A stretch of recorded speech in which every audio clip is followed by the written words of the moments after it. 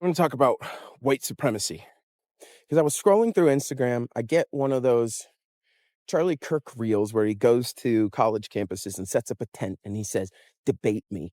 And this kid comes up and calls him a white supremacist. And Charlie Kirk obviously gets all defensive and he's like, "How dare you? Shame on you for saying that. I do these good things." And he has all these arguments. The one I want to focus on is he's like, "I co-founded an organization called Blexit, which seeks to improve living conditions for Black kids in cities all throughout the country." I hadn't heard of that when I was watching this video. So I went and I looked it up and I went to the website. So Blexit stands for Black Exit from Victimhood. There's a quote on there from Candace Owens that says something along the lines of, "If you view yourself as the victim, you become your own oppressor." And immediately I knew, I've heard them talk about this before.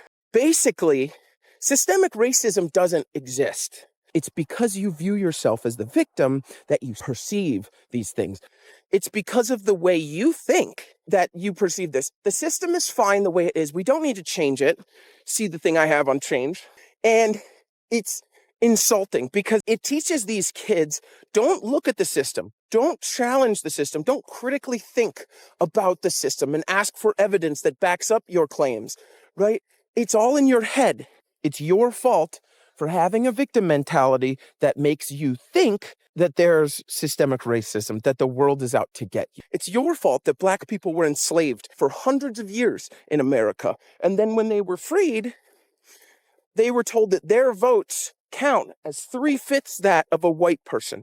And it's your fault that you're more likely to live in a state that's been targeted by gerrymandering by Republicans, such that you can get all the Black people you know to vote as blue as you want, but you are not going to get the candidate you want because the districts are literally rigged against your opinion.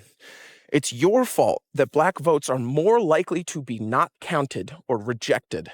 It's your fault that there were Jim Crow laws put in place when they segregated white neighborhoods and Black neighborhoods, and the banks systemically redlined and denied mortgages to Black neighborhoods because they were seen as high-risk investments. It's your fault that you're less likely to get a callback for a job when you have equal qualifications as someone else who has a whiter-sounding name, which is a study that Harvard has performed twice in the last 30 years. They sent out hundreds of resumes with equal qualifications for these jobs with whiter or Blacker sounding names, and the whiter sounding names were much more likely to get a callback for an interview.